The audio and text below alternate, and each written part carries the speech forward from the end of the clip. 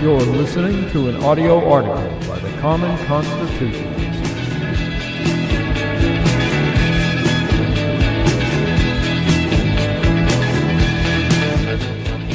Today's article is entitled, New Flu Pill Works in One Day, and You Can't Have It.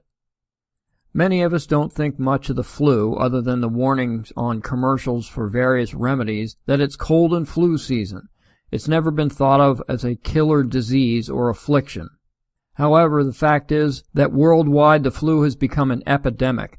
The World Health Organization, or WHO, estimates, quote, these annual flu epidemics to result in about 3 to 5 million cases of severe illness and about 290,000 to 650,000 deaths, unquote.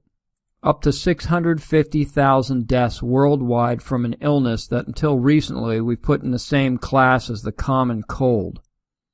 But one might say, okay, that's worldwide, and worldwide means a lot more third world nations with poor health care than developed nations.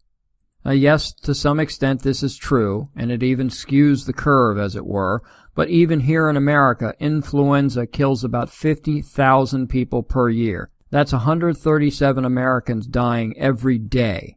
In fact, it's number 8 of the top 10 killer diseases in America, above kidney disease and approaching the same level as number 7, diabetes.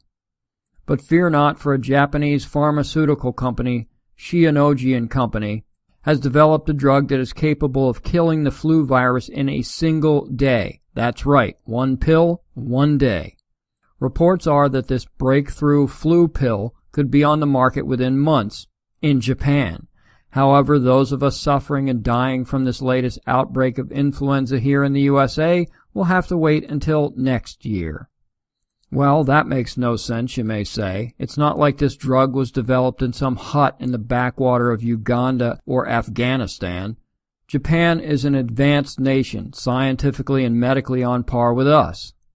Why can't we just accept their expert results as sufficient, dispense the drug, and save our fellow countrymen? Well, 2 words, federal government.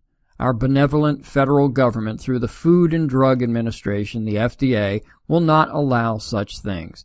They must be the last and only word on what is deemed safe or not, and by extension, who will live and who will die.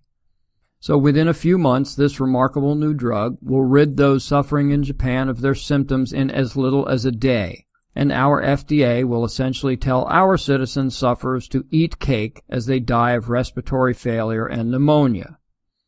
But this is typical of a bloated, inefficient government bureaucracy. It moves too slow, it's too expensive, and lacks any incentive for innovation. Potential breakthrough cures sit languishing as the FDA plods along.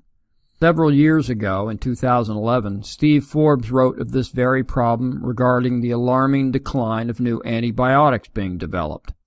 Quote, bacteria has become drug-resistant, but for decades pharmaceutical companies, especially in the U.S., routinely came up with new antibiotics to fell new killer germs. Now, however, the flow of new stuff has dried up to a trickle, writes Forbes. He says that politicians love to blame Big Pharma, but the number one culprit is the FDA. Quote, regulatory agencies like the FDA are contributing to the problem with a constant barrage of clinical trial requirements that make it harder, slower, and more costly to develop antibiotics. The FDA requires companies to put up enormous sums of money and resources for testing, but routinely change the rules of the procedures midstream, adding to the cost and time. And if you are a small entrepreneurial startup, you might as well forget about it. The FDA will bankrupt you with additional cost and bureaucratic roadblocks before testing is even complete. And Forbes adds that, quote, even when trials are successfully completed, the FDA is still reluctant to give a new drug the green light, unquote. So if you have a friend, neighbor, or loved one who contracts this latest strain of influenza in 2018, just ask if they can hold out until sometime in 2019, when the FDA might get around to sanctioning an already known cure. This will surely make them feel better. Thank you for listening.